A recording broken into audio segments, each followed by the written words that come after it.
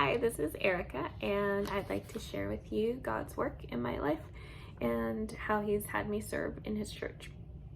When God first caused me to be born again, I was given just a passion to share what the Lord had done in my heart. I remember as a brand new believer just wanting to go and tell everybody what He had done. I was able to get plugged into a church that went out to feed the homeless, and I would go out not just to give them food, physical food, but the bread of life.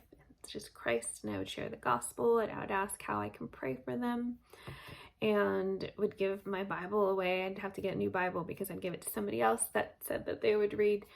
And even in class, this was my last year in college, I would take every opportunity to share about Christ and about faith in Him. I was a communications major, so I had to do some speeches my last year, and every speech I would try to tie in God, and one of them I was assigned to write about purgatory, and I basically debated it and showed from the Bible why we go either straight to heaven or hell. And I remember just being persecuted because other people in my class didn't like what I had to say, and my teacher was Catholic, so she ended up giving me a C. But regardless, I was probably really nervous too, so I deserved it, but I didn't care. My attitude was no longer having a passion to excel in school and to do really well academically, but to share Christ with whoever would listen. And the same with my passion for a career and being this successful woman.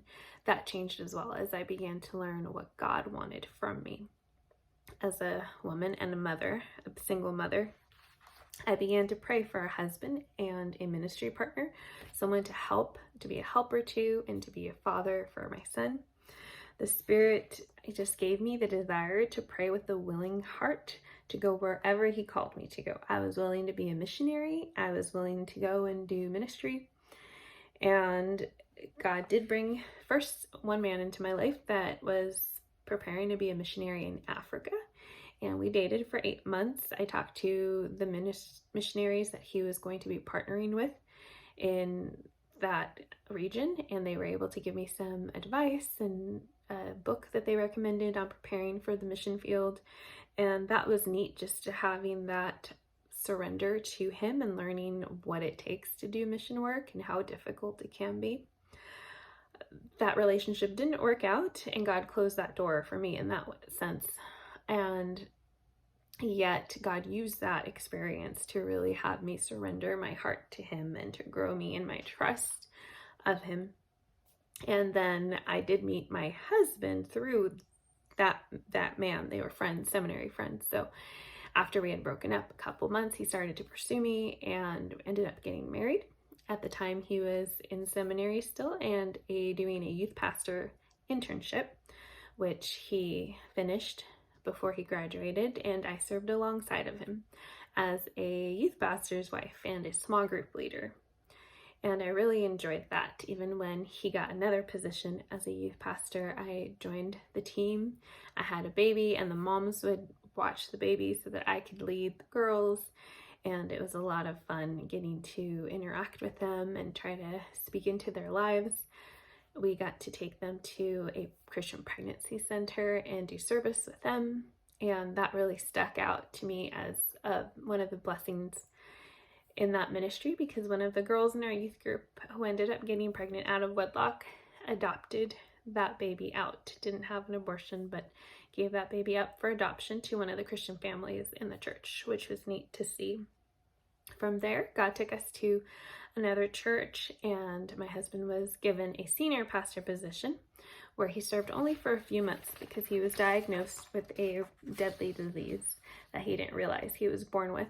But at the time, we wanted to stay close to the church. He wanted to try to get treated and come back to the church. So instead of going to LA back home, we stayed there out of state in Oregon, and he got to be an evangelist, and he called himself the chaplain of the hospital while he was there for a month. He made tracts, and we would walk together around the halls and share the gospel and pass them out, ask how we could pray for them, people that were hurting. We got to see one young man rededicate his life to Christ or come to faith in him, and he was terminal. So we were encouraged to see how God used him during those last days of his life.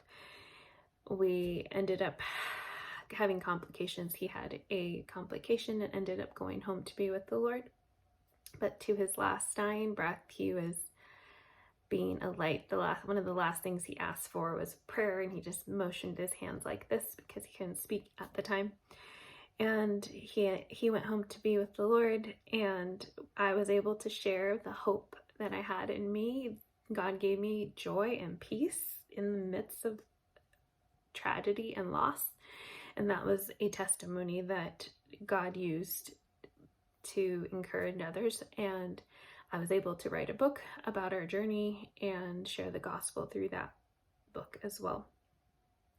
And I just want to encourage you that no matter where God takes you, that he will use you if you are willing to use your gifts and calling to build his kingdom. And we, along with Paul, can confidently say, for me to live is Christ and to die is gain. From Philippians 1:21. God bless.